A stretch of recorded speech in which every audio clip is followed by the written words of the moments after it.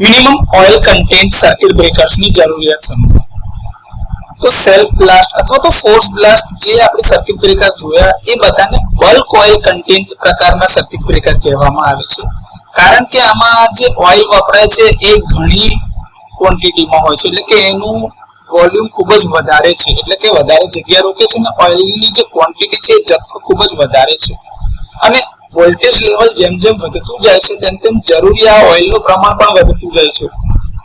ઉદાહરણ તરીકે વાત કરીએ તો 11 કિલોવોલ્ટની સિસ્ટમ પર 230 લીટર ઓઇલની જરૂરિયાત પડે છે.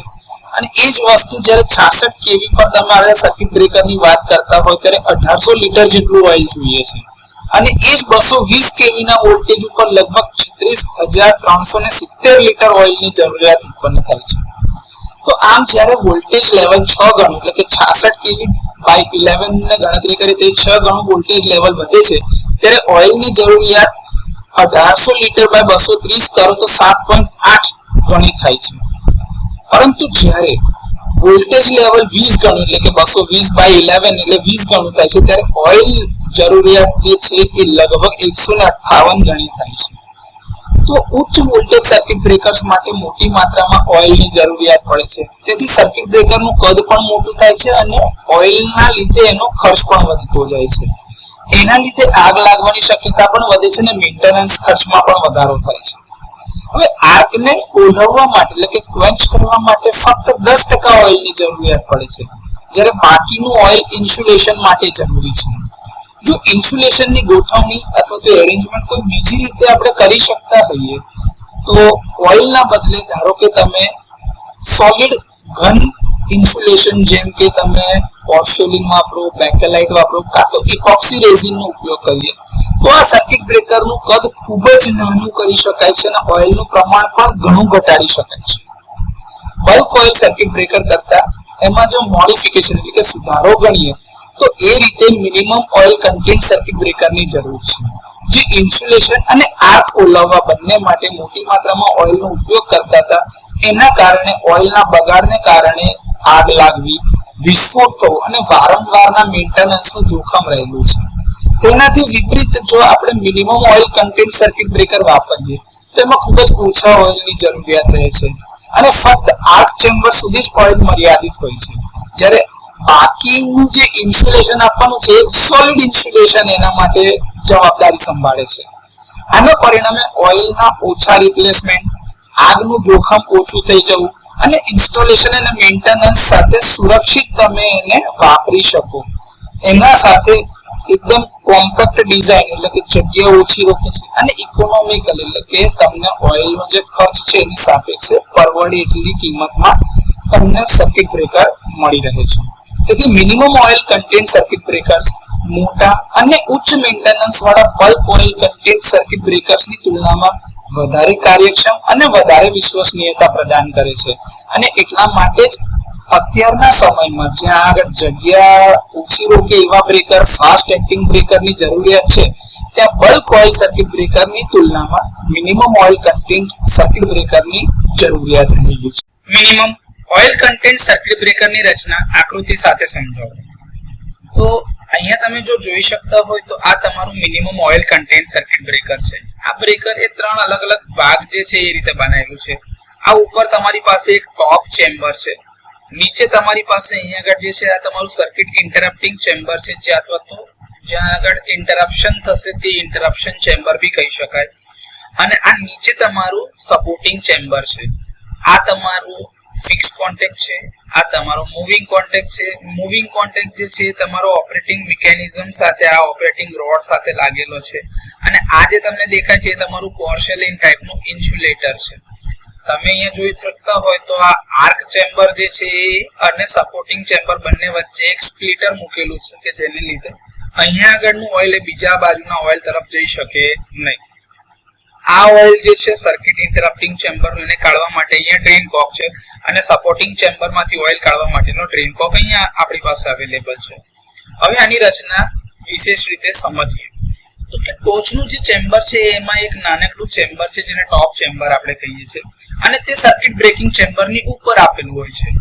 આ ચેમ્બર સર્કિટ બ્રેકિંગ ચેમ્બરના ઓઇલના વિસ્તરણને પૂરેપૂરી જગ્યા પૂરી પાડે છે અને એમાં એક વિભાજક આપવામાં આવેલો છે, એટલે કે એક સેપરેટર મૂકેલું હોય છે, જે સેન્ટ્રીફ્યુજ ક્રિયા દ્વારા આર્કને કારણે ઉત્પન્ન થતું જે સ્લજ છે એને ગળણીની જેમ ગાળી નાખે, એટલે ચાળણીની જેમ ચાળી નાખે છે, અલગ કરે છે. અહીંયા આગળ ગેસ વેન્ટ મૂકેલું છે, જે વધારાના પ્રેશરને વાતાવરણમાં કાઢવા માટે છે, અને બ્રીધર મૂકેલું હોય છે ઉપરના ભાગ. નીચે જે છે એ છે તમારું ઇન્ટરપ્ટિંગ યુનિટ અથવા તો આર્ક ચેમ્બર, જે તમારું મેઇન ઓઇલ ચેમ્બર છે એનાથી ઓઇલથી ભરેલું છે, અને ત્યાં આગળ જ તમારો આર્ક ફોર્મ થશે, એટલે કે આર્ક બનશે અને ઉલવાશે પણ ત્યાં આગળ જ. આમાં એક નાના ઓઇલથી ભરેલા ચેમ્બરમાં બંધ હોય એવી રીતે ફિક્સ્ડ અને મૂવિંગ કોન્ટેક્ટ્સ મૂકેલા હોય છે, જેને ઇન્ટરપ્ટર પોર્ટ અથવા તો સર્કિટ ઇન્ટરપ્ટિંગ ચેમ્બર તરીકે ઓળખવામાં આવે છે. અહીં ઓઇલનો જે જથ્થો છે એ ફક્ત ને ફક્ત આર્કને ઉલવવા પૂરતો જ મર્યાદિત છે. એનું કામ ઇન્સ્યુલેશન આપવાનું નથી, એ ફક્ત આર્ક શમન માટે જ ઉપયોગી છે, એટલે કે આર્કને ક્વેન્ચ કરવા માટે જરૂરી છે. ફિક્સ કોન્ટેક્ટ જે છે ઇન્ટરપ્ટર ચેમ્બરના એક છેડા ઉપર માઉન્ટ કરેલો હોય છે, જ્યારે મૂવિંગ કોન્ટેક્ટ જે છે એ તમારા ઓપરેટિંગ રોડ સાથે સર્કિટ મેકિંગ અથવા તો બ્રેકિંગ માટે ઉપયોગમાં લેવાય છે. આ જે કોન્ટેક્ટ છે એ કોપર અથવા તો કોપરની મિશ્ર ધાતુમાંથી બનાવવામાં આવે છે. આ ઓપરેટિંગ રોડ અથવા તો જે મિકેનિકલ લિંકેજ જેની હું વાત કરું છું, તે તમારા સર્કિટ બ્રેકરને ખોલવા અને બંધ કરવા માટે મૂવિંગ કોન્ટેક્ટ સાથે જોડાયેલ છે. દરેક પોલ કોન્ટેક્ટની આસપાસ ઓછામાં ઓછા ઓઇલથી ભરેલ ચેમ્બર મૂકેલું હોય છે, જે ટાંકી જે છે એ તમારી મેટલની બનેલી હોય છે, અને એની અંદરમાં મિનિમમ ક્વોન્ટિટીનું ઓઇલ ભરવામાં આવે છે. કેટલીક ડિઝાઇનમાં દરેક ફેઝમાં એક અલગ ઇન્ટરપ્ટિંગ ચેમ્બર મૂકેલા હોય છે, પણ એ બધા જ એક સામાન્ય ફ્રેમ ઉપર માઉન્ટ કરેલા હોય છે. 3 ફેઝ માટે 3 અલગ અલગ. એવી રીતે પોર્સેલિન, બેકેલાઇટ અથવા તો ઇપોક્સી રેઝિન જેવા ઘન ઇન્સ્યુલેટિંગ પદાર્થ, એટલે કે સોલિડ ઇન્સ્યુલેટિંગ મટીરિયલનો આપણે ઉપયોગ કરીએ, જેથી કરીને લાઈવ ભાગોને ઇન્સ્યુલેટ કરી શકાય અને એને મિકેનિકલી સપોર્ટ કરી શકાય, એટલે કે મિકેનિકલી ટેકો આપી શકાય. આ જે પોર્સેલિનના બુશિંગ્સ મૂકેલા હોય છે, તે ઇનકમિંગ અને આઉટગોઈંગ જે લાઇન છે એ બે વચ્ચે કંડક્ટર માટેના કનેક્શન પોઈન્ટ્સ પણ પૂરા પાડવા માટે ઉપયોગી છે, અને સાથે જ લાઈવ પાર્ટ અને અર્થ કરેલી જે તમારી ગ્રાઉન્ડેડ ટેન્ક હોય છે એ બે વચ્ચે ઇન્સ્યુલેશન જાળવી રાખે છે. આમાં એક મુખ્ય આર્ક કંટ્રોલિંગ ડિવાઇસ છે, જેને ટર્બ્યુલેટર કહેવામાં આવે છે. આમાં ઓઇલ ઇમ્પ્રેગ્નેટેડ ફાઇબર પ્લેટ રાખવામાં આવેલી હોય છે, અને એક એવી રીતે મૂકવામાં આવે છે જેથી આર્કની એક બાજુ પર તમે જોતા હોય તો વેન્ટ લાઇન બને. જો આ ઉપર જોતા હોય ને તો અહીંયા તમારી આ વેન્ટ લાઇન બને, અને એની બીજી બાજુની સાઈડ ઉપર તમે જોતા તો ઓઇલ પોકેટની લાઇન બનતી હોય છે. આર્કને ઉલવવા અને ઝડપી બનાવવા માટે, એટલે કે આર્ક એક્સટેન્શનની પ્રોસેસને ઝડપી બનાવવા માટે ચેમ્બરની અંદરમાં નોઝલ વાપરી શકાય, વેન્ટ્સ અથવા તો આર્ક સ્પ્લિટર્સ જેવા આર્ક કંટ્રોલ ડિવાઇસીસ લગાડવામાં આવે છે. આર્ક પાથ પર હાઈ સ્પીડ ઓઇલ ફ્લોને ગાઈડ કરવામાં આવે છે, અને આર્કને ઝડપથી ઠંડો કરવામાં આવે છે. હવે ઠંડો કરવા માટે એની લંબાઈ વધારી શકાય, અને સાથે સાથે એના જે ચાર્જ પાર્ટિકલ્સ જે આયનાઇઝ્ડ ગેસ હતા, એટલે કે એને ખેંચી લેવામાં આવે જેથી કરીને ડીઆયોનાઇઝ કરી શકાય. આર્ક વિક્ષેપ દરમિયાન જે આ વાયુઓ રચાય છે, કારણ કે કોન્ટેક્ટની આજુબાજુ ઓઇલ છે, અને આર્કના કારણે જે ગરમી ઉત્પન્ન થાય છે, જેના કારણે ઓઇલનું વિઘટન થવાના કારણે હાઇડ્રોજન અથવા તો હાઇડ્રોકાર્બન વાયુઓ ઉત્પન્ન થાય છે. એને મુક્ત કરવા માટે ઉપર તમે જોતા હોય તો પ્રેશર વેન્ટ્સ અને ગેસ વેન્ટ્સ મૂકેલા છે, જે ઓઇલની લીધે જે આ કાં તો ઓઇલની વરાળ હોય અને કાં તો જે ગેસ ઉત્પન્ન થયા હોય એ બંનેને બહાર કાઢવા માટેની જગ્યા પૂરી પાડે છે, જેથી કરીને ચેમ્બરની અંદરનું પ્રેશર જળવાઈ રહે અને વધુ પડતા પ્રેશર હેઠળ તમારું બ્રેકર ફાટે નહીં. સપોર્ટિંગ ચેમ્બર જે નીચે છે એ તમારા ધાતુના ચેમ્બર પર રાખવામાં આવેલ પોર્સેલિનનો એક પોસ્ટ છે, તેમાં ઓઇલ ભરવામાં આવે છે, અને આ ઓઇલ ઉપરના ઓઇલના સંપર્કમાં ક્યારેય આવતું નથી. આ ઓઇલ ઇન્સ્યુલેશન તરીકે કામ કરે છે. તો આ રીતે મિનિમમ ઓઇલ કન્ટેન્ટ સર્કિટ બ્રેકરની રચના સમજાવી શકાય. મિનિમમ ઓઇલ કન્ટેન્ટ સર્કિટ બ્રેકરની કામગીરી સમજાવો. તો સામાન્ય સ્થિતિમાં ફિક્સ્ડ અને મૂવિંગ કોન્ટેક્ટ એકબીજા સાથે આવી રીતે ક્લોઝ પરિસ્થિતિમાં એટલે બંધ સ્થિતિમાં રહે છે, જેનાથી સામાન્ય લોડ કરંટ બ્રેકરમાંથી પસાર થાય છે, અને ફોલ્ટ કરંટ પણ એ વખતે એમાંથી જઈ શકશે કારણ કે બંધ સ્થિતિમાં હશે. આ ઇન્ટરપ્ટર પોર્ટની અંદરનું ઓઇલ કોન્ટેક્ટને આસપાસ આવરી લે છે, એટલે કે એની આસપાસ ભરાયેલું હોય છે, જે ઇન્સ્યુલેટિંગ મીડિયમ તરીકે કાર્ય કરે છે. હવે જ્યારે કોઈ ફોલ્ટ થાય છે ત્યારે પ્રોટેક્ટિવ રિલે બ્રેકરના ઓપરેટિંગ મિકેનિઝમને ટ્રિપ સિગ્નલ મોકલે છે અને આ મિકેનિઝમ ઝડપથી મૂવિંગ કોન્ટેક્ટને ફિક્સ કોન્ટેક્ટથી દૂર લઈ જાય છે અને એના લીધે તેમની વચ્ચે એક આર્ક રચાય છે. આ મૂવિંગ કોન્ટેક્ટ તમારો હોલો કંડક્ટર છે અને એમાં ટર્બ્યુલેટર એક આર્ક કંટ્રોલ ઉપકરણ મૂકેલું છે. આ ટર્બ્યુલેટરમાં રેડિયલ અને એક્સિયલ બંને પ્રકારના વેન્ટ્સ હોય છે. ક્રોસ જેટ એક્સપ્લોઝન પોટ જેવા ભારે ફોલ્ટ કરંટને અટકાવવા માટે રેડિયલ વેન્ટ ઉપયોગી છે જે ગોલ રાઉન્ડ પર હોય રેડિયસ પર, અને ફોલ્ટ કરંટના નીચા મૂલ્યને અટકાવવા એટલે કે એને ક્વેન્ચ કરવા માટે એક્સિયલ વેન્ટનો ઉપયોગ થાય છે જે તમારા પ્લેન એક્સપ્લોઝન પોટ પ્રકારના બ્રેકરમાં હોય છે. હવે જેમ જેમ આ કોન્ટેક્ટ એકબીજાથી અલગ થાય છે તેમ તેમ નાના ઓઇલ ચેમ્બરની અંદર તેમની વચ્ચેની ડાયલેક્ટ્રિક સ્ટ્રેન્થમાં ઘટાડો થાય છે અને એના લીધે આર્ક સ્ટ્રાઇક થાય છે, કારણ કે જેવું એ બંને કોન્ટેક્ટ એકબીજાથી દૂર થયા જેના કારણે આજુબાજુના ઘટકો જે હતા ઓઇલના કમ્પોનન્ટ એનું વિઘટન થવાના કારણે ચાર્જ પાર્ટિકલના કારણે કોન્ટેક્ટ સેપરેશનના લીધે આજુબાજુના જે એરિયા હતું એનું આયનીકરણ થાય છે જેના કારણે આર્ક સ્ટ્રાઇક થાય છે.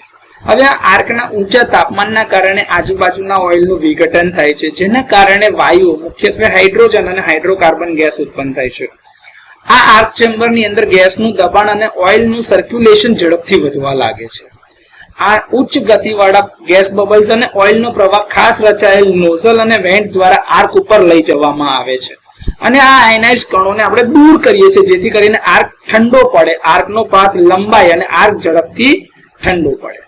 અને આના લીધે શું થશે કે આર્કની વાહકતામાં ઘટાડો થશે અને સાથે સાથે જેવો કરંટ એના નેચરલ કરંટ 0 ઇન્સ્ટન્ટ એટલે કે એ શૂન્યમાંથી પસાર થતું હશે ત્યારે કોન્ટેક્ટ વચ્ચેની ડાયલેક્ટ્રિક સ્ટ્રેન્થ પુનઃસ્થાપિત થવાના કારણે આર્ક ઝડપથી ઉલવાઈ જાય છે. વિક્ષેપ પછી વરાળ એટલે કે જ્યાં ઓઇલ ગરમ થયું હતું એટલે ઓઇલની વરાળ હશે અને ગેસ બબલ્સ જે ઉત્પન્ન થશે ચેમ્બરના ટોચ પર એટલે કે તમારું ટોપ ચેમ્બર તો એ તરફ જાય છે જ્યાં ઓઇલ તમારું ઠંડુ થાય છે અને ઇન્સ્યુલેશનના ગુણધર્મો પાછા મેળવે છે. પ્રેશર વેન્ટ્સ એન્ક્લોઝરને નુકસાન ટાળવા માટે ઉપર પ્રેશર વેન્ટ્સ મૂકેલા છે અથવા તો તમારા ગેસ વેન્ટ્સ મૂકેલા છે જેના કારણે તમારા ડક્ટ્સમાંથી વધારાનું ગેસ પ્રેશરાઇઝ જે હતું એ બહાર નીકળી જશે અને એના લીધે પ્રેશર તમારું રિલીઝ થાય છે જેથી કરીને તમારું બ્રેકર ફાટવાની શક્યતાઓ ઓછી થઈ જાય છે. આ બ્રેકર હવે ઓપન રહે છે અને ફોલ્ટી ભાગને સંપૂર્ણપણે હેલ્ધી પાર્ટથી અલગ કરે છે. હવે જ્યાં સુધી બ્રેકરને તમે ઓટોમેટિકલી ક્લોઝ ના કરો અથવા તો મેન્યુઅલી જઈને એને ક્લોઝ ના કરો કે ઓપરેટરની કોઈ ઇન્ટરવેન્શન એટલે કે ઓપરેટર દ્વારા એને બંધ કરવામાં ન આવે ત્યાં સુધી આ બ્રેકર તમારું ઓપન અવસ્થામાં રહેશે. તો આ રીતે minimum oil content circuit breaker કામ કરે છે. મિનિમમ ઓઇલ કન્ટેન્ટ સર્કિટ બ્રેકરના ફાયદાઓ જણાવો. તો આમાં ફક્ત થોડીક જ માત્રામાં ઓઇલનો ઉપયોગ કરવામાં આવે છે જે આર્કિંગ દરમિયાન ગેસના દબાણના કારણે આગ લાગવું અથવા તો વિસ્ફોટ થવાના જોખમને ઘટાડે છે. હવે ઓઇલનું પ્રમાણ ખૂબ જ ઓછું હોવાના કારણે ટાંકી પણ નાની જોઈએ છે જેના કારણે બ્રેકર તમારું બલ્ક ઓઇલ સર્કિટ બ્રેકર્સની તુલનામાં વધારે કોમ્પેક્ટ, હળવા અને ઇન્સ્ટોલ કરવા માટે સરળ બને છે. ઓછું ઓઇલ વાપરવામાં આવતું હોવાથી આર્ક વિક્ષેપ પછી કાર્બનાઇઝેશન અને ઓઇલનું જે પ્રદૂષણ એટલે કે કન્ટામિનેશન થતું હશે એ ઘણું ઓછું થાય છે જેના કારણે ઓઇલને બદલવાની પ્રક્રિયા ઓછી થાય છે અને એના સર્વિસિંગ સરળ બને છે. હવે આર્ક ફક્ત એક નાનકડા ખાસ ડિઝાઇન કરેલા ચેમ્બર સુધી જ મર્યાદિત છે કે જેમાં પ્રેશર અને કુલિંગ વધારે અસરકારક રીતે નિયંત્રિત એટલે કે કંટ્રોલ કરી શકાય છે જે ઝડપી અને વિશ્વસનીય આર્ક ઓલવવાની ખાતરી આપે છે. કોન્ટેક્ટની નજીક ફક્ત થોડી માત્રામાં જ ઓઇલ જે છે એ આર્કથી પ્રભાવિત થાય છે તેથી એકંદરે ઓઇલની લાઈફ વધે છે. ઓઇલના ખૂબ જ નાના જથ્થાના કારણે ઓઇલ લીકેજ અને એના નિકાલની સમસ્યાઓ ઓછી થાય છે જે તેને પર્યાવરણ માટે સુરક્ષિત બનાવે છે.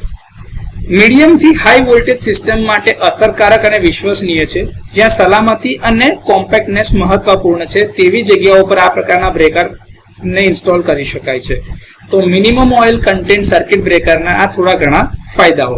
મિનિમમ ઓઇલ કન્ટેન્ટ સર્કિટ બ્રેકરના ગેરફાયદાઓ સમજાવો.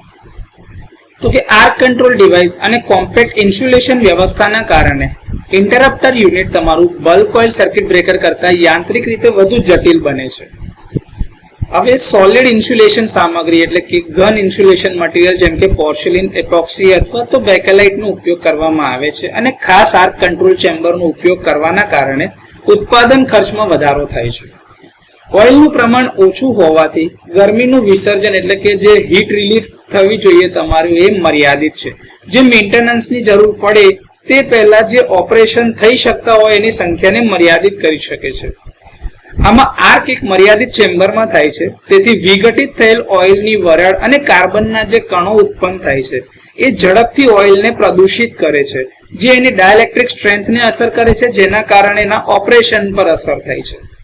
હવે જો કે ઓછી માત્રાની અંદરમાં છતાં પણ મિનિમમ ઓઇલ કન્ટેન્ટ સર્કિટ બ્રેકરની મેન્ટેનન્સ અથવા તો જાળવણી માટે યોગ્ય ઇન્સ્યુલેશન અને આર્ક ક્વેન્ચિંગ સુનિશ્ચિત કરવા માટે કાળજીપૂર્વક ઓઇલનું સફાઈ એટલે કે ક્લિનિંગ અને ઓઇલનું રિફિલિંગ કરવાની જરૂરિયાત પડે છે. આ એમઓસીબી નો ઉપયોગ સામાન્ય રીતે 132 કિલોવોલ્ટ સુધી થાય છે. વધુ વોલ્ટેજ માટે વધુ સારા ઇન્સ્યુલેશન અને કોમ્પેક્ટનેસના કારણે કાં તો SF6 પ્રકારનું સર્કિટ બ્રેકર કાં તો વેક્યુમ પ્રકારના સર્કિટ બ્રેકર્સ વધારે પસંદ કરવામાં આવે છે. હવે આ બંધ ઓઇલ ચેમ્બરમાં ભારે ફોલ્ટ દરમિયાન દબાણ ઝડપથી વધી શકે છે, જેના માટે અસરકારક પ્રેશર રિલીફ વ્યવસ્થાની એક્સ્ટ્રા જરૂરિયાત ઉત્પન્ન થાય છે અથવા તો જરૂર પડે છે. તો મિનિમમ ઓઇલ કન્ટેન્ટ સર્કિટ બ્રેકરના આ થોડા ઘણા ગેરફાયદાઓ છે.